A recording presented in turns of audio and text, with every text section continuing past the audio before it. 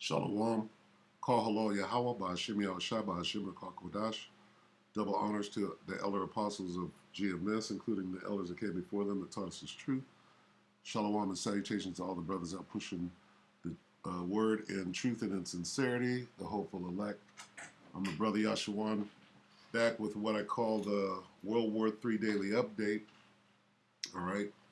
And what we're going to do is we're just going to go over a couple of the situations that World War III is really all about. Okay, World War III is designed by Yahweh Bashim Yahweh Shai, which means God in the name of Jesus. Right. The Most High's name is Yahweh. The one you ignorantly call Jesus' name is Yahweh Shai. All right. The Most High has devised an ambush and an extraction. Okay.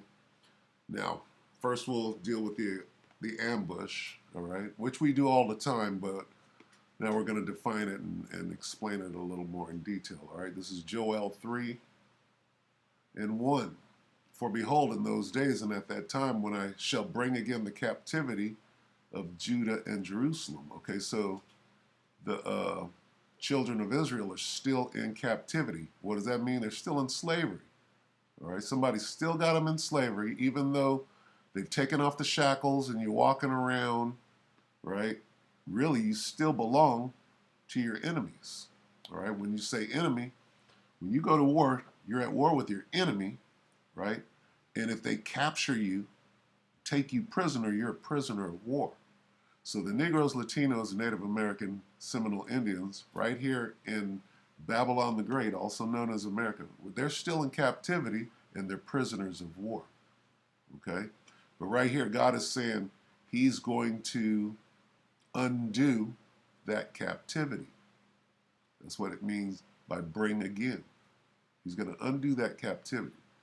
Then He says here, I will also gather all nations and will bring them down into the valley of Jehoshaphat, and will plead with them there for my people and for my heritage Israel. Okay? Now we're going to take a little closer look at that and get some understanding on it. Okay? Here, in NIV it says, I will gather all nations and bring them down into the valley of Jehoshaphat. There will I put them on trial for what they did to my inheritance, my people Israel. Put them on trial for what they did to my people Israel. Okay? New Living says, I will gather the armies of the world into the valley of Jehoshaphat. There will I judge them for harming my people. So what this amounts to is an ambush. Okay? God is going to lead or gather all the armies of the world down into the Middle East. And there, He's going to destroy them for what they did to His people, Israel. Okay? Now, let's get the definition of ambush. Let's see. Where we at here? Distraction.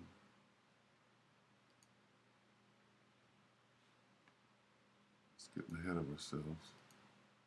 Okay, ambush.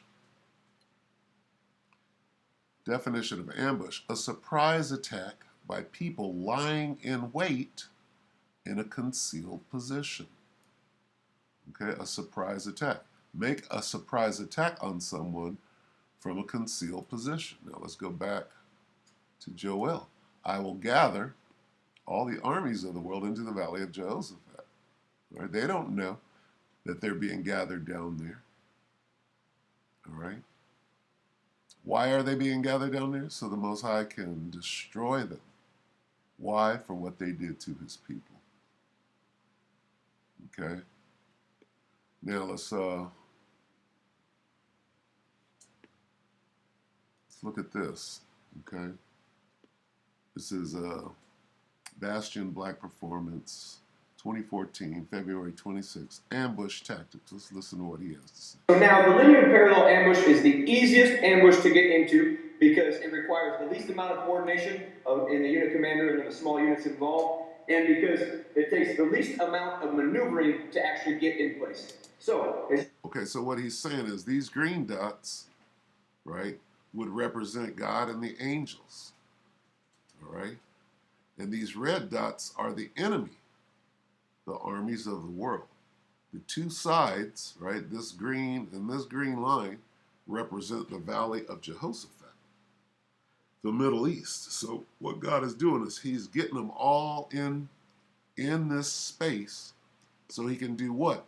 These right here, these green X's are invisible because the chariots of Israel can cloak themselves. They can disappear. They can make themselves look like a bird, a cloud. They can be invisible. They can separate. They can multiply, go from 1 to 5 in the blink of an eye. All right? And here's what they look like. Okay? So this here is basically equivalent to this here. But these guys are invisible right now. Once everybody is down into the Middle East, all the armies of the world, these guys are going to make their appearance and then basically just take them out because they ain't ready. They're not ready for that. All right? So let this guy go on. You can tell most of our units are arrayed on the flank of the enemy, but we do have units on both flanks and our rear. And the reason for that is... And that looks like the way the chariots, are in formation. When they appear, oh, well, there's fleets of them. Yeah. Okay? That you can't even see until they make themselves known. And you ain't going to know until it's too late. All right? All the armies of the world. Simple. If the enemy happens to be in a very long column of march, or they're a much larger unit than we are, they'll potentially have units here and units here. And so what can happen is when the enemy commander recognizes the situation, he's going to begin to maneuver onto our position. So these units on the flanks and units on the rear are going to screen that unit. When they see that start to happen, they're going to alert your unit commander, and he's going to make the decision, hey, before we get surrounded, cut off, and destroyed, we're simply going to retreat 90 degrees away from the ambush. Very important concept there. That way we put the most distance between us and our enemy, and then we're going to continue mission once we reach a designated rally point. All right, guys, we covered the linear parallel. Now we're going to do the linear perpendicular methods. Okay, so there are many types of ambush, but this one is going to be a celestial ambush. And, really, to try to explain it would be to speculate, but we do know it's going to happen, all right? So this is, let's get the realm out here. Let's see. See if I can get this. Slocky, bear with me.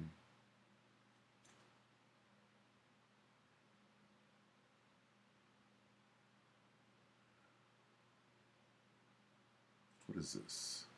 15? That's right.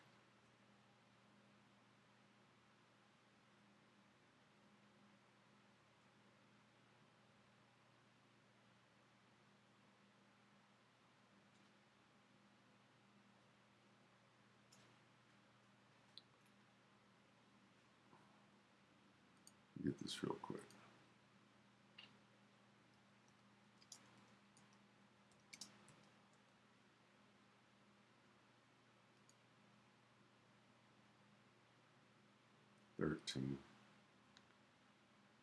All right, the second Ezra is 13:31.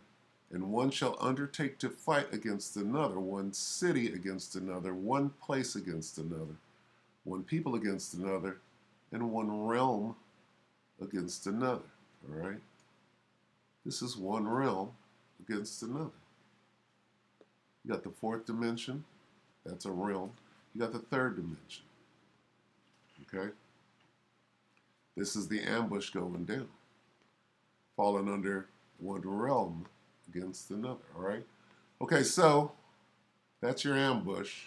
Now let's deal with extraction, because after the armies of the world have been neutralized, if you will, then the POWs, mainly here in North America, are going to be extracted. Okay?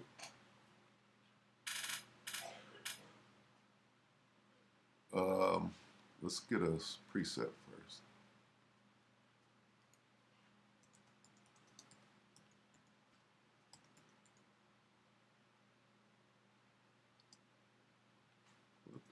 AS.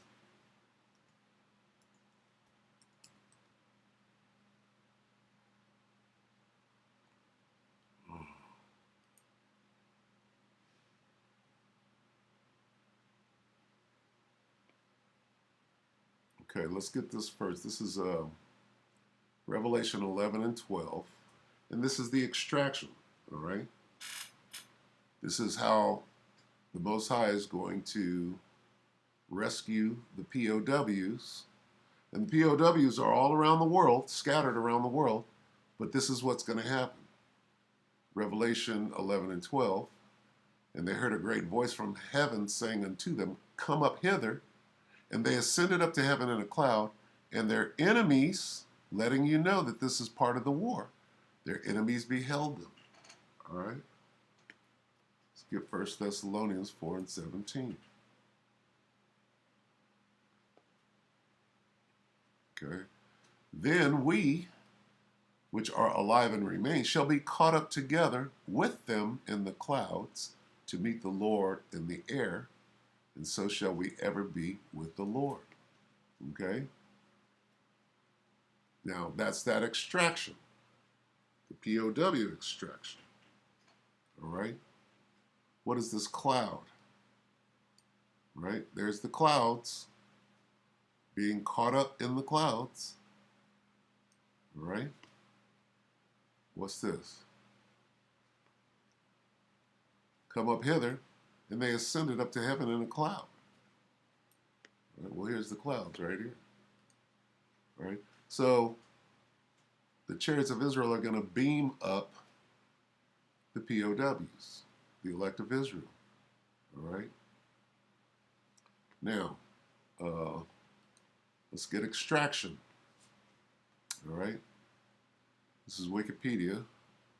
Extraction military. It says, in military tactics, extraction, also exfiltration or exfil, is the process of removing personnel when it is considered imperative that they be immediately relocated out of a hostile environment and taken to an area either occupied or controlled by friendly personnel. Who's the friendly personnel? All right, the angels. All right, extraction is not always used during hostile environments, but can be used or referred to during training environments. That's okay. So, hey, this is about, let's read it again. The process of removing personnel, the elect of Israel, the POWs, when it is considered imperative that they be immediately relocated out of a hostile environment. Okay, now let's go back. Why do they have to? This is a hostile environment. Why? Because it's about to burn up. All right. And there, let's read 12 again. Revelation 11 and 12. And they heard a great voice from heaven saying unto them, Come up hither. And they ascended up to heaven in a cloud, and their enemies beheld them. And at the same time was there a great earthquake. This is why they have to be extracted, because of the great earthquake this could. And the 10th part of the city fell, and in the great earthquake were slain of men 7,000. So everybody died that wasn't extracted. All right, and the remnant, the ones, the POWs that were extracted, were affrighted and gave glory to the power of heaven. All right, so yes, that's a hostile environment. That great earthquake and that burning, the lake of fire. All right, so they're going to get beamed up out of there. All right, now that's what the extraction is. Let's watch this. All right, helo, meaning helicopter, extract under heavy Taliban fire. This is August 2012. And this is Funker 530. Veteran community and combat footage. All right, so let's watch this. So this Jolly Green Giant right here, right? That would be the chariot.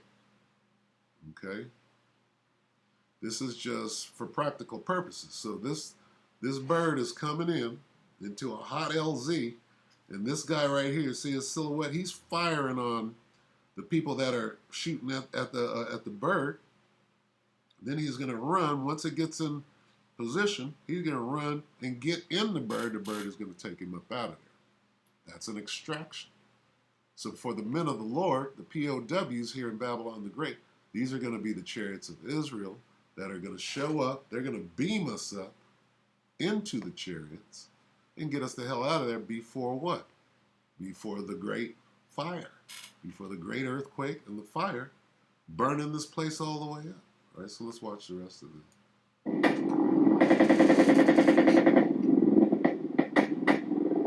Watch how violent it is. You would be afraid in this situation, too. You would be affrighted, like the remnant will be.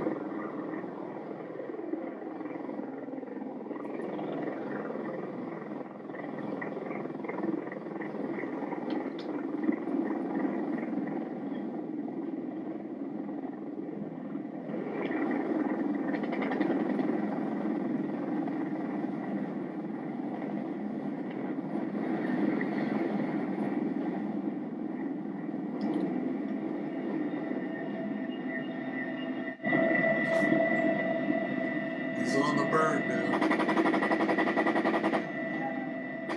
There's the gunner on the bird trying to get him up out of it. Cover fire. Okay, there it is. And look at Jake. All right. All right, so, and there's your extraction. All right. All right, so with that, that's all we're going to do today. We're not going to go to the little channels and get the update on World War III. We know what's going on, but these are the main components. We got the ambush, all right, and then let's get a couple of precepts right here. View the chapter. Let's see. This is the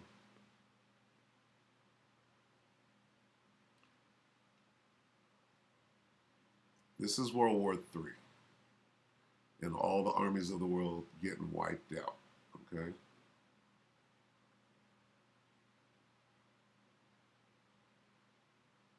Start right here. Okay. This is the gathering. The Most High said he's going to gather, right, the armies into the valley of Jehoshaphat. So let's start here. This is 2nd Ezra 13 and 8. And after this I beheld, and lo, all they which were gathered together to subdue him, to subdue who? To subdue Yahushua, who you ignorantly call Jesus Christ. That's what the armies of the world come together to do.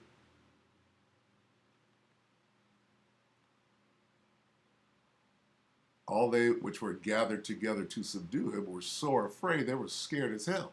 They were affrighted too. And yet durst fight. But they fought anyway. The Most High put the Spirit on them to fight. And lo, as he saw the violence of the multitude that came, he neither, who is he? This is talking about the one you ignorantly call Jesus Christ, whose name is Yahushua. He's explaining what he's going to do with his war chariot. As he saw the violence of the multitude that came, he neither lifted up his hand, nor held sword, nor any instrument of war. So Ezra is trying to explain what he saw the chariot do.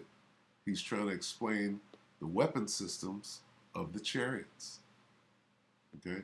But only I saw that he sent out of his mouth, he's talking about a laser coming out of the ship, as it had been a blast of fire, and out of his lips a flaming breath, and out of his tongue he cast out sparks and tempests. And they were all mixed together, the blast of fire, the flaming breath, and the great tempest, and fell with violence upon the multitude which was prepared to fight that gathering, and burned them up every one, so that upon a sudden of an innumerable multitude nothing was to be perceived, but only dust and smell of smoke.